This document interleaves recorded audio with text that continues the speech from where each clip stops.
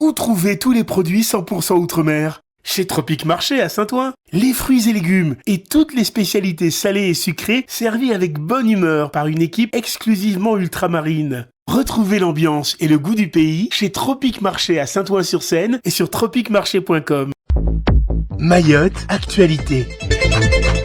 Pour l'édition du jour éducation, grève chez Colas, nouvelle attaque sur les routes à Koungou, insécurité, les vendeuses sont pointées du doigt et nous finirons en sport avec le Super Fight 976. Mais tout d'abord à la une de ce journal éducation, les inscriptions sont ouvertes à l'université de Mayotte. Pour les étudiants tentés de choisir l'université de Mayotte pour poursuivre leur cursus, c'est le moment. L'université de Mayotte ouvre des candidatures pour hors Parcoursup pour les étudiants souhaitant poursuivre leur cursus sur l'île. Les inscriptions sont ouvertes jusqu'au 28 juin pour entreprendre les démarches de candidature auprès de l'établissement mahorais. Les formations proposées incluent la licence parcours sciences dans le premier degré, médiation scientifique, la licence professionnelle développement de projets de territoire, parcours montage et gestion de projets européens ou encore la licence professionnelle management et gestion des organisations. Les candidats doivent soumettre un dossier de candidature comprenant un curriculum vitae, une lettre de motivation, le relevé des notes du baccalauréat, du BTS ou de tout autre diplôme de niveau Bac+2. Les dossiers doivent être convertis au format PDF et adressés à l'établissement via le site internet de l'Université de Mayotte avant la date limite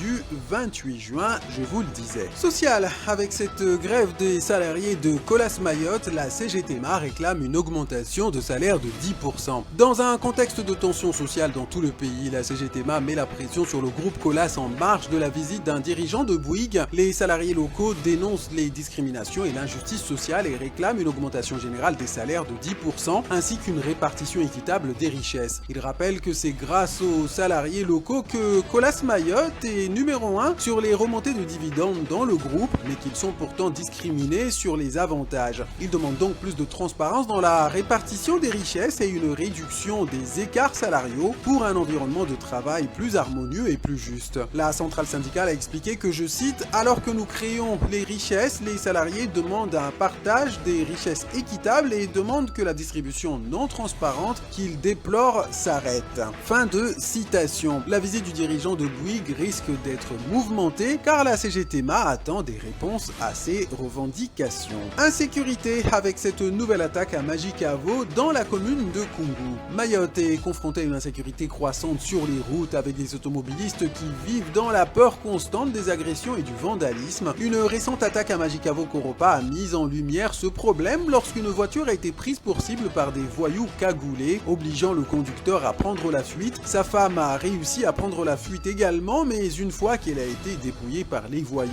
Les réseaux sociaux se sont emparés de cet incident pour dénoncer l'insécurité des automobilistes qui ont l'impression de jouer à la roulette russe à chaque fois qu'ils prennent la route. Ils s'interrogent sur la possibilité d'arriver à bon port sans rencontrer de voyous ou de subir des dommages à leur véhicule, voire des agressions physiques. Malheureusement, malgré la période de campagne électorale, aucune solution concrète n'est proposée pour remédier à cette situation qui épuise la population résignée. Et comme on dit chez nous, Jishtema, toujours en matière d'insécurité, les vendeuses sont pointées du doigt. Samedi dernier à Tsunzu, 2 automobilistes victimes d'une agression ont demandé de l'aide à des vendeuses du marché, mais en vain. Cet incident soulève des questions sur l'implication potentielle de ces femmes dans les violences commises par les délinquants. Les vendeuses sont souvent accusées d'être les mères des délinquants qui sèment la terreur sur les routes et d'encourager leurs enfants à commettre des agressions et des caillassages. Elles réfutent ces accusations, affirmant qu'il leur est impossible de reconnaître les coupables et qu'elles subissent également les conséquences de ces actes de délinquance, notamment une baisse de leur clientèle. L'une des vendeuses explique que, je cite, « On nous accuse que ce sont nos enfants, mais on ne les connaît pas. La plupart portent des vêtements sur la tête. » Fin de citation. Et malgré leurs explications, elles peinent à convaincre la population de leur innocence totale et de leur ignorance des agissements de leurs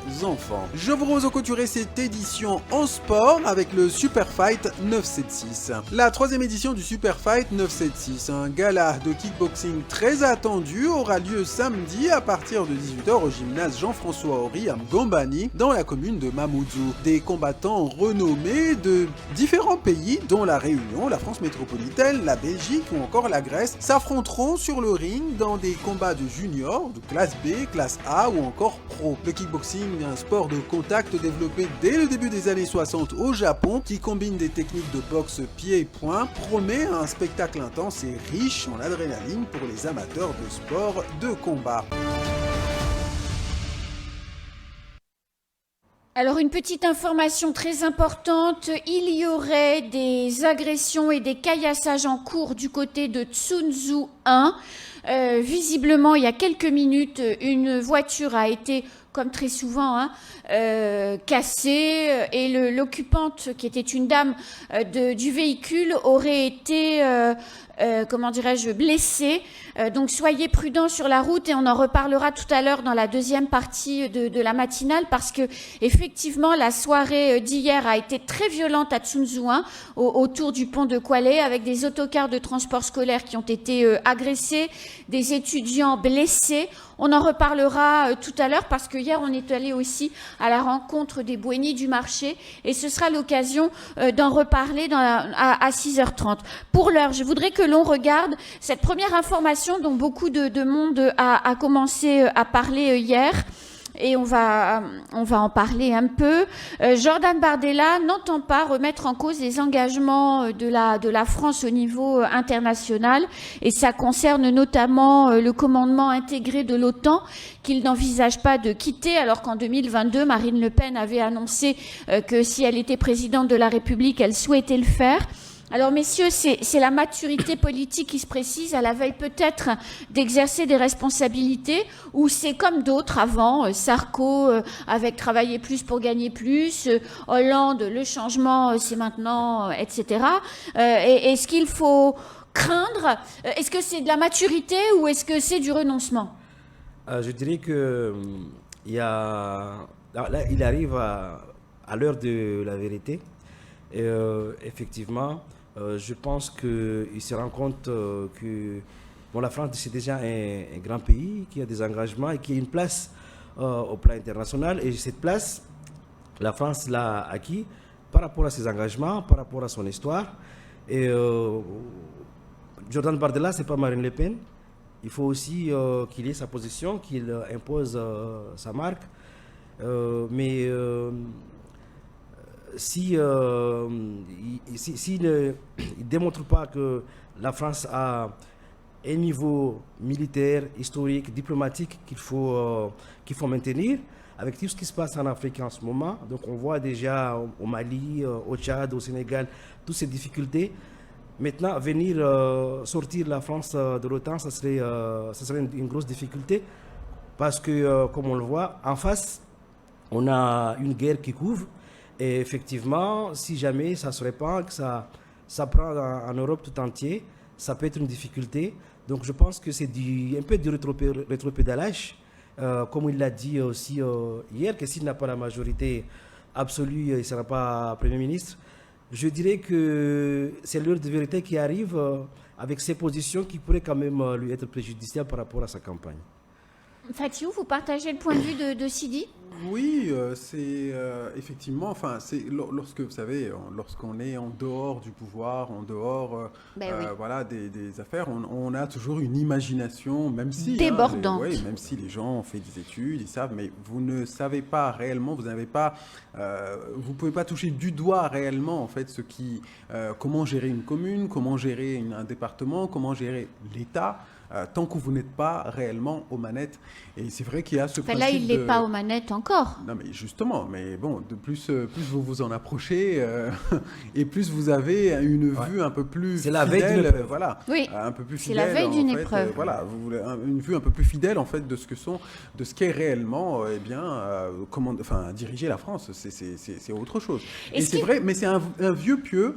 Un vœu pieux de beaucoup de gens qui, voilà, de sortir de l'OTAN, alors qu'il y a quand même ce principe de réalité qui est que, l'armée états-unienne, c'est quand même l'une des plus grosses armées, si ce n'est la plus grande du monde. Et c'est vrai que l'OTAN étant majoritairement dirigée quand même par les États-Unis, lorsque vous sortez de là, il faut quand même être en capacité de pouvoir construire autre chose ou de se rallier à d'autres alliés, justement. Et pour l'instant, l'Europe, on n'a pas entendu vue de ce projet militaire au niveau européen. Donc, est-ce qu'il faut craindre peut-être un recul aussi sur la relation France-Comores, parce que ça fait partie de la manière dont fonctionne notre pays depuis longtemps. Il doit y avoir des engagements, je suppose, avec l'Union des Comores, même si on ne connaît pas la nature de ces engagements de manière totalement réelle. Mais est-ce qu'une fois arrivé aux affaires, il peut aussi découvrir un certain nombre de choses et dire « Ouh là là là là, on va continuer comme ça ». Voilà, quoi qu'il arrive, et quoi qu'on pense des Comores, c'est un État souverain. C'est clair. Et quand le président des Comores, Azali, parle avec M. Macron, s'il parle à homme d'État, c'est un président qui parle à un autre.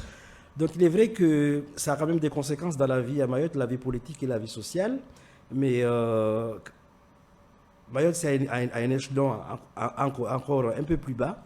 Et effectivement, il y a des enjeux stratégiques dans l'océan Indien, dans le canal de Mozambique. En face, il y a des enjeux économiques énormes au Mozambique avec le gaz, le pétrole. Et puis nous avons quand même aux Seychelles l'Inde et la Chine qui s'installent et qui construisent des bases militaires. On a vu à l'époque de Sambi, il y avait l'Iran qui avait construit une ambassade aux Comores. Donc tous ces enjeux font que il faut que... Et puis Ahmadinejad aussi était allé à Madagascar. Donc tous ces enjeux font que la France doit maintenir sa place et sa position dans la zone. Dans la zone. Et il n'est pas exclu, là aussi, qu'il y ait rétropédalage et que Jordan Bardella confirme tout au moins une certaine axe de travail avec les Comores. Oui, il vient de rappeler les enjeux géopolitiques de la zone. Effectivement, ces enjeux-là existent. Maintenant, moi je pense que c'est à Mayotte, en fait, d'être au devant, de se mettre, de ne pas attendre que justement les Comores aillent jouer leur partition, mais que ce soit à Mayotte de proposer une offre.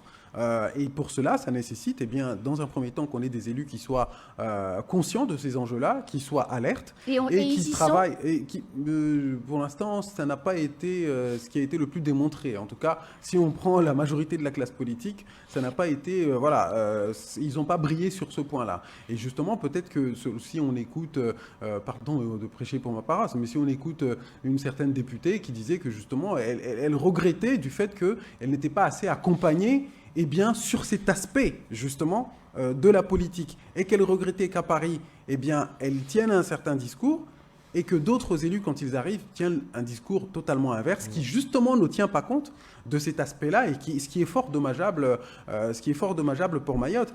Et c'est pour cela qu'il est absolument nécessaire que les élus aient cette conscience, en fait, de ces enjeux-là, pour parler d'une même voix, comme on a vu la chasse en meute qu'ont organisé les élus antillais, ou qu'organisent maintenant les élus depuis quelques années, maintenant 20 ans à peu près, les élus réunionnais. Donc, il est possible qu'il y ait ce rétropédalage. On a parlé la semaine dernière, on a parlé du vivier de fonctionnaires dont ne dispose pas peut-être l'ORN pour les mettre aux fonctions de la haute administration. Ça, c'est une véritable réalité. C'est un des sujets auxquels ils vont être confrontés, alors qu'on le sait. Le ministère des Affaires étrangères, vous avez des fonctionnaires qui sont là depuis maintenant des dizaines d'années, et en réalité, c'est eux qui dictent quelque part au nouveau ministre qui arrive, quelle que puisse être sa bonne volonté de changer les choses, qu'il lui dicte les enjeux de la zone. Et à ce moment-là, vous avez un ministre ou une ministre qui ne fait que revenir à ce principe de réalité. Donc, c'est pour cela que je dis qu'il faut que la classe politique mahoraise soit alerte sur ce sujet dans un premier temps, et qu'elle soit capable d'aller chasser en meute sur ce terrain-là, et peut-être espérer par la suite pousser à ce que le RN aussi change ses hauts fonctionnaires. Outremernews.fr, le site de l'actualité Outre-mer, 24 heures sur 24 et 7 jours sur 7. Retrouvez la chaîne Outremer News sur YouTube.